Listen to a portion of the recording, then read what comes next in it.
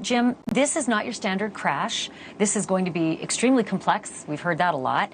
But I am concerned or curious about the multiple countries involved and the role of the NTSB. How do you see this investigation and this retrieval playing out? Well, I think it's going to highlight the lack of safety oversight in the maritime area worldwide. And it's certainly a waste of U.S. taxpayer dollars to lead an investigation into something that you've already described should not have happened in the first place. So if there is an investigation, it needs to focus on what needs to be done. We already contribute American tax dollars to the International Maritime Organization.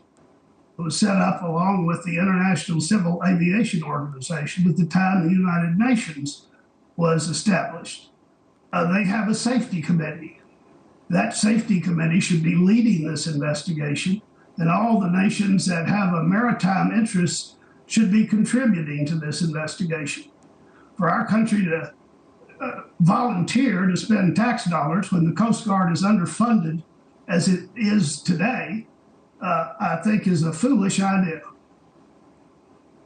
Well, I'm curious about this notion that Stockton Rush, the CEO, talked a lot about the experimental nature of using carbon fiber, you know, in the hull of the creation of this vessel. And so many now are joining in to say, you know, the water damage on carbon fiber has been well proven, especially by American Airlines Flight 587, that it degrades and it can fray and come apart. We learned that over 20 years ago. So is this going to be an issue whereby investigating this is necessary, possibly for a criminal referral?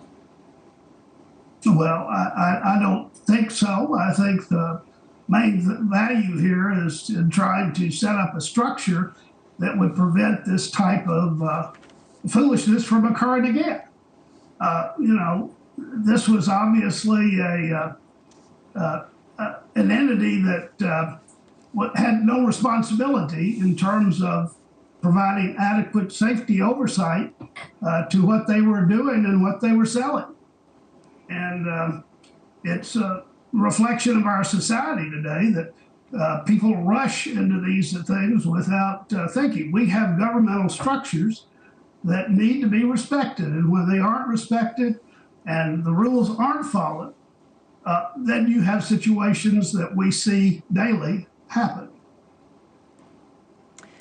Mr. Hall, you know, regardless of the debate over who's going to pay for the retrieval 2.5 miles below the surface of the detritus of the Titan, regardless of who's going to assemble it in a warehouse somewhere like the NTSB does with plane crashes, do you think it's important that the work is done so that we do get to the bottom of what happened, so that the future of ocean exploration isn't impeded any further or can be made safer? Well, not necessarily. The U.S. Navy has done provided the information that the vessel imploded.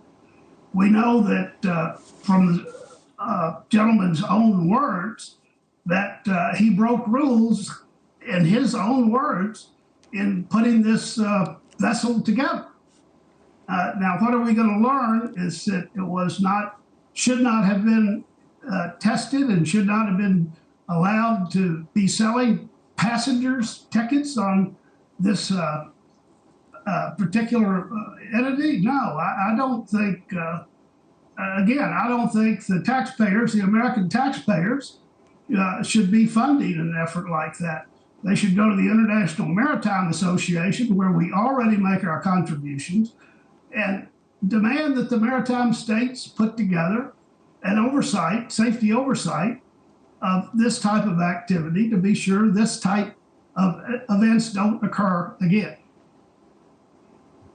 Former NTSB Chairman Jim Hall, thank you so much for joining me tonight with your expertise. Do appreciate it. Thank you for watching. Go to newsnationnow.com to find NewsNation on your television provider. And don't forget to click the red subscribe button below to get more of NewsNation's fact-driven, unbiased coverage.